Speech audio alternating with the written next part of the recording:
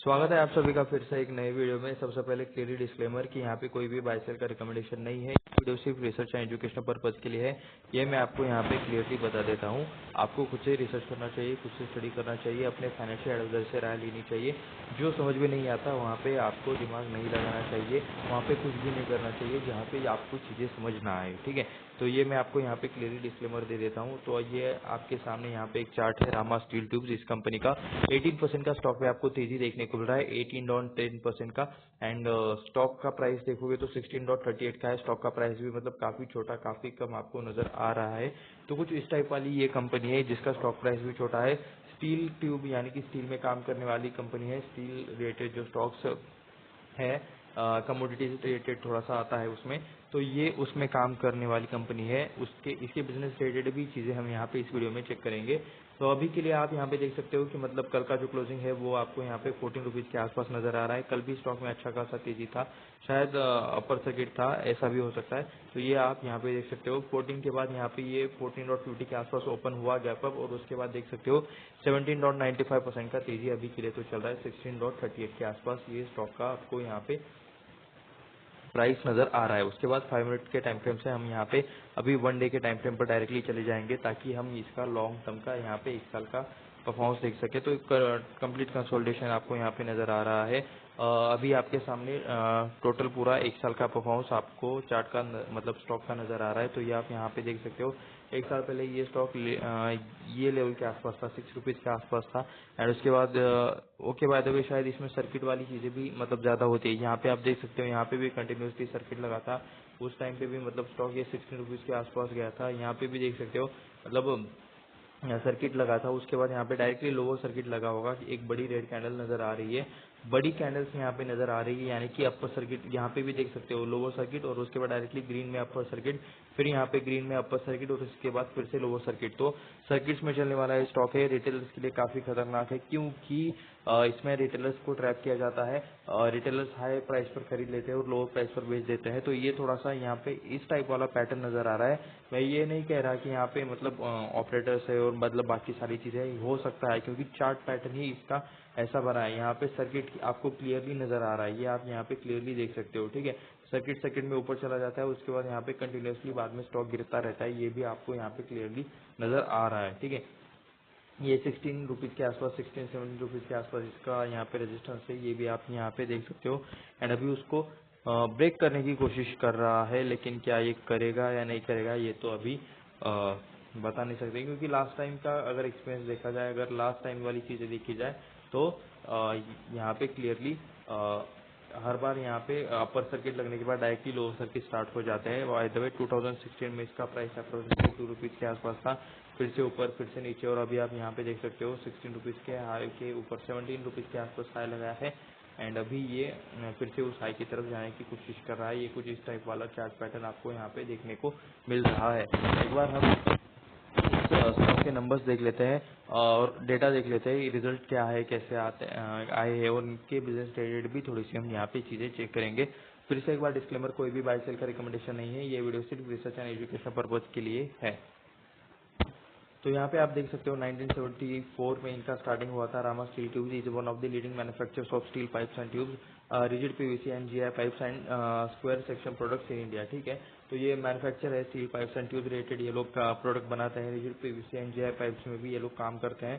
Square section related products मतलब जो रहता है स्टील रिलेटेड, उसमें भी ये लोग काम करते हैं।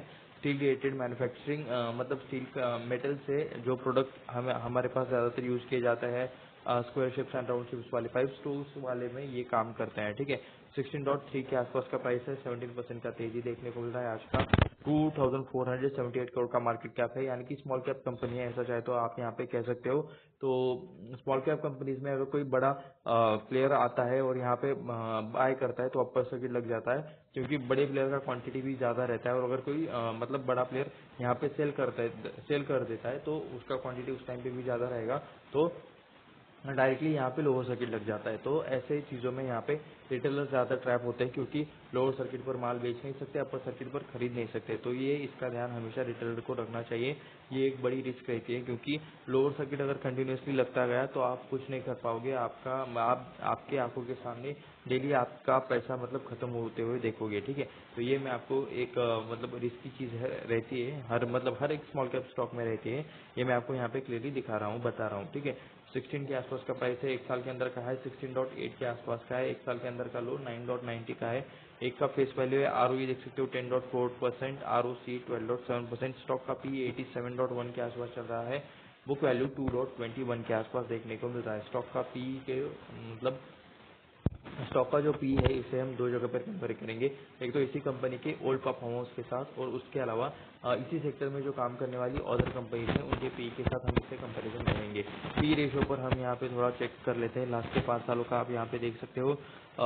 5 सालों के अंदर का जो हाई है वो आपको ये देखने को मिल रहा है 80 के आसपास, 82 के आसपास, और अभी का जो देखने को मिल रहा है वो 73 के आसपास देखने को है, ठीक है। तो अपने हाई के थोड़ा सा आसपास ही है, ऐसा चाहे तो आप यहाँ पे कह सकते हो। कंपनी ने अपना कर्जा घटाया है, उसके बाद कंपनी का सीएजीआर प्रॉफिट भी मतलब लास्ट के 5 सालों में अच्छा देखने को मिल रहा है। स्टॉक अपने बुक वैल्यू के 7.35 टाइम्स एक्स्ट्रा ट्रेड कर रहा है। उसके बाद डिविडेंड ये लोग नहीं दे रहे हैं, एंड प्रमोटर होल्डिंग डिक्रीज हुई है। यहाँ पे लास्ट क्वार्टर में प्रमोटर ने थोड़ा सा माल यहाँ पे बेचा है, ये भी आपको यहाँ पे नजर आ रहा है। स्टील सेक्टर में रत्नमणि मेटल्स के साथ हम इसका कंपैरिजन करेंगे। मीडियम एंड स्मॉल स्टील की जो मतलब कंपनीज है उसके साथ इसका कंपैरिजन हो रहा है। तो रत्नमणि का 26,871 करोड़ का मार्केट कैप है, तो यहाँ पे रामा स्टील का उससे 10 गुना कम है, 2,477। एनएमडीसी स्टील भी आपको यहाँ पे देखने को मिल रहा है। उसके बाद Sarda energy, Usha Martin, okay, ठीक है। तो ये कुछ नेम्स हैं। तो यहाँ पे आप देख सकते हो सबसे ज़्यादा अगर किसी का पी है तो ड्रामा स्टील ट्यूब्स का ही पी है, यानी कि स्टॉक मतलब काफ़ी ज़्यादा हाई वैल्यूएशन के आसपास है अगर पी के हिसाब से कंपेयर किया जाए तो, ठीक है। सिर्फ पी के हिसाब से बोल रहा हूँ, बाकी भी अलग क्राइटेरियाज हो सकते हैं, लेकिन अगर सिर्फ पी के हिसाब से कंपेयर करें तो आपको स्टॉक अच्छे खासे हाई के आसपास देखने को मिल रहा है। 6.20 करोड़ का लास्ट का यहाँ पे लास्ट क्वार्टर का प्रॉफिट है। तो यहाँ पे कुछ क्वार्टरली रिजल्ट्स है, तो चलिए अभी हम ये भी चेक कर लेते हैं।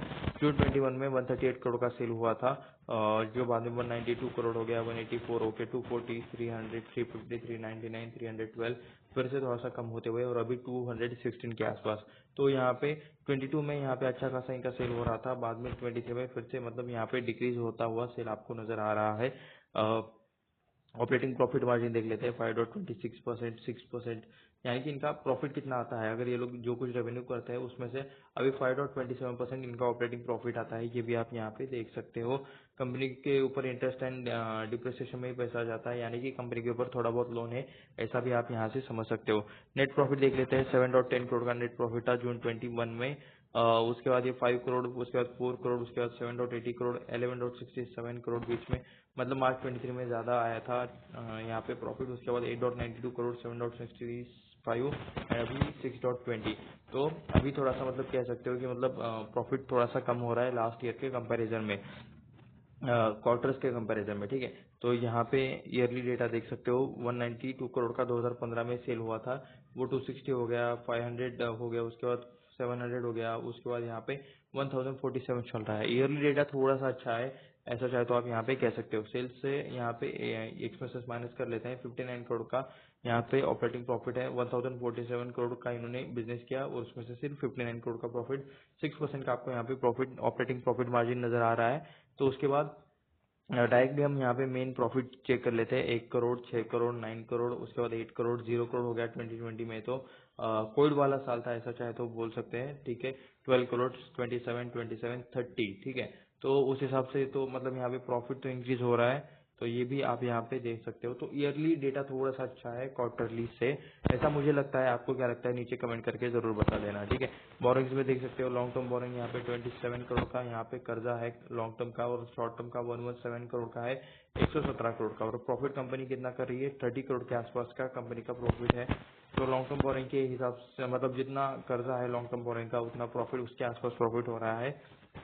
शॉर्ट टर्म बोरिंग थोड़ा सा आपको ज्यादा देखने को मिल रहा है, ठीक है।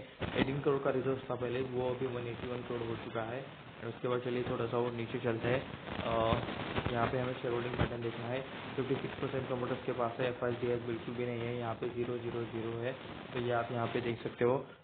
56% FIs और यहाँ पे 43% DIs के आसपास, मतलब DIs नहीं बोल सकते, पब्लिक के पास यहाँ पे 43% है और सिर्फ प्रमोटर्स पब्लिक है यहाँ पे, ऐसा चाहे तो आप यहाँ पे कह सकते हो। उसके बाद कंपनी के मतलब प्रमोटर्स के अगर नेम देखोगे तो नरेश कुमार बंसल 29.58% है, रिची बंसल 7.57%, निखिल नरेश बंसल 6.54%, तरुण धीर 5.84%। उसके बाद बाकी के भी आप यहाँ पे चाहे तो नेम पढ़ सकते हो। ये जो मेन नेम है जिनका यहाँ पे 0% से ज़्यादा शेयर होल्डिंग है, ठीक है, ये यहाँ तक तरुण धीर तक, तो ये मेन लोग हैं यहाँ पे, ऐसा समझ लेना। एंड ये कंपनी का जो मतलब मैनेजमेंट रहता है, प्रमोटर्स और मतलब जो लीडरशिप और बाकी मतलब कंपनी को चलाने वाले जो लोग रहते हैं वही लोग आपको यहाँ पे नजर आ जाएंगे। इन्हीं में से आपको वहाँ पे भी नेम्स देखने को मिल जाएंगे कंपनी के वेबसाइट पर, तो ये भी आपको यहाँ पे समझना चाहिए। अगर ये जो लोग रहते हैं जो कंपनी चलाते हैं इनके बारे में भी आपको डिटेल में मतलब चेक जरूर करना चाहिए, क्योंकि कंपनी को बिजनेस को इन्हीं लोगों को चलाएं, तो इनका यहाँ पे माइंडसेट कैसा है, एजुकेशन क्या है, क्वालिफिकेशन क्या है, एक्सपीरियंस क्या है, तो ये सारी चीजें यहाँ पे क्रॉस चेक करनी जरूरी है, ठीक है। तो अभी हम वेबसाइट पर आ चुके हैं, रामा स्टील के, तो ये इस टाइप वाले पाइप्स बनाते हैं, ये आप यहाँ पे देख सकते हो, ये तो सर्कुलर टाइप्स वाले हैं। एंड ठीक है, तो केमिकल इंडस्ट्रीज में इसका यूज होता है, एग्रीकल्चर में यूज होता है, ये तो रोड में यूज होते हैं, ठीक है। और उसके अलावा ये भी आप यहाँ पे देख सकते हो, तो ये कुछ इस टाइप वाले पाइप्स बनाते हैं। 1974 में दिल्ली में ये लोग मतलब स्टार्ट हुआ था, dynamic leadership, great visionary okay Bansal, और ये बाकी सारी चीज़ें यहाँ पे लिखी हुई है, चाहे तो आप और यहाँ पे डिटेल में पढ़ सकते हो।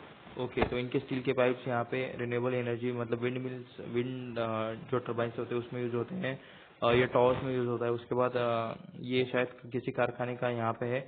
ओके, मेट्रो में भी यूज होता है, इलेक्ट्रिक बस है शायद ये, या फिर स्टील के रिलेटेड ओके बस में भी यूज होता है, स्टेडियम में भी यूज होता है, ठीक है। उसके बाद ओके, ये बात भी इनके एप्लीकेशंस है, यानी कि इनके पाइप्स कहाँ कहाँ यूज होते हैं, ग्रीन हाउस में भी यूज होता है, स्टेनलेस स्टील रिलेटेड मतलब ये टैंकर्स जो है, केमिकल टैंकर्स जहाँ पे रिसर्च चल रही है वहाँ पे भी यूज होता है। स्टील प्लेस की role okay, converting solar energy okay, solar energy में है। इंच ऑफ स्टील का यूज बहुत जगह पे, we make stainless steel more, तो ये शायद एग्रीकल्चर का वो पंपिंग वाला है, ये तो मतलब कारखाना है कोई तो प्रोडक्ट्स पे देखोगे तो स्कैफेलो ग्लेज लाइट पूल्स, ये कुछ इस टाइप वाले हैं। तो ये ओके, फायर में भी इनका प्रोडक्ट यूज होता है, तो स्टील से रिलेटेड मतलब बाय द वे काफी प्रोडक्ट बनाते हैं, ऐसा भी चाहे तो आप यहाँ पे देख सकते हो। 47+ ईयर्स का एक्सपीरियंस है, 300 एम्प्लॉयज है, 400+ प्रोजेक्ट पे इन्होंने काम किया है, 200+ मार्केट रीच इन इंडिया है, ठीक है। तो ये कुछ इनके प्रोजेक्ट्स है जो यहाँ पे इन्होंने काम किया है। VSES राजधानी पावर लिमिटेड, यहाँ पे इन्होंने काम किया है। उसके बाद गुजरात गैस लिमिटेड, यहाँ पे भी ये देख सकते हो इनके यहाँ से मतलब स्टील यूज किया गया है। Himachal Pradesh state electricity board limited, इनके मतलब जो इलेक्ट्रिकल के टावर रहते हैं उनके अंदर जो स्टील यूज किया है वो शायद इन्होंने प्रोवाइड किया होगा। उसके बाद भटिंडा मैंगलोर रिनरी प्रोजेक्ट, ये देख सकते हो। नोएडा का ये पावर कॉर्पोरेशन लिमिटेड प्रोजेक्ट है। उसके बाद आगरा नगर निगम, ये भी आप यहाँ पे देख सकते हो, ठीक है। तो ये कुछ यहाँ पे okay, by the way power project है ये, JK rural electrician product used steel pipe, sorry अगर मैंने गलत प्रोनाउंस किया है तो, इलेक्ट्रिकेशन है, ठीक है, इलेक्ट्रिकेशन है। तो ये आप यहाँ पे देख सकते हो। तो जम्मू कश्मीर रूरल का यहाँ पे एक प्रोजेक्ट है, उसका उसमें भी इन्होंने काम किया है। एंड चेयरमैन मैसेज पर अभी हमें क्लिक करना है। एंड नरेश कुमार बंसल ये इनके चेयरमैन है, इन्हीं का नाम आपको यहाँ पे प्रमोटर्स में भी देखने को मिल रहा था। इनसे रिलेटेड आपको यहाँ पे डिटेल्स मिल जाएंगी और इनका मैसेज भी आपको यहाँ पे मिल जाएगा, ठीक है। तो ये आप यहाँ पे देख सकते हो। प्रोफाइल पर जाओगे तो क्या मिलेगा, overview okay, manufacturing facility, export भी करते हैं बाय द वे, ये आप यहाँ पे देख सकते हो। 50% ये लोग एक्सपोर्ट करते हैं, इंडिया के बाहर बेचते हैं। 50+ ओवर सीज डेस्टिनेशन, ठीक है। पूरे मतलब ग्लोब में ये कहाँ कहाँ पे काम करते हैं ये आप यहाँ पे देख सकते हो, मतलब कहाँ कहाँ पे इनका ये क्या है by the way. 20% export okay, where every effort towards being better than we are रामा ओके, ठीक है। तो मतलब एटलीस्ट इनके प्रोडक्ट यहाँ पे ये लोग बेचते हैं, एक्सपोर्ट करते हैं, कुछ इस टाइप वाला यहाँ पे ये चीज़ होगा, ठीक है। तो board of director management team एक बार यहाँ पे चीज़ें देख लेते हैं। बोर्ड ऑफ डायरेक्टर्स में देख सकते हो आप यहाँ पे, ये है इनके चेयरमैन है मैनेजिंग डायरेक्टर नरेश कुमार बंसल, उसके बाद यहाँ पे रिची बंसल, ये आप यहाँ पे देख सकते हो, whole time director chief executive officer. Vinod Pal Singh Rawat, okay, executive director. उसके बाद यहाँ पे भारत भूषण सहाने, ओके, एंड यहाँ पे अनुज गुप्ता एंड काफ़ी यहाँ पे और लोग हैं। तो इनके ऊपर क्लिक करने के बाद आप यहाँ पे इनसे रिलेटेड और भी ज़्यादा डेटा मतलब पढ़ सकते हो, इनसे रिलेटेड और जान सकते हो, ठीक है। तो ये था रामास्ट्री रिलेटेड छोटा सा एनालिसिस वाला वीडियो। यहाँ पे कोई भी बाय सेल का रिकमेंडेशन नहीं है। बस ये स्टॉक आज ज़्यादा यहाँ पे परसेंटेज से बढ़ा है, तो लोगों को पता रहना चाहिए कि मतलब ये कंपनी कैसी है, कंपनी के थोड़े से डेटा आपको पता रहना चाहिए। अदरवाइज लोग बिना कुछ सोचे समझे मतलब कुछ भी कर लेते हैं। तो इस वजह से मैंने ये वीडियो बनाया है।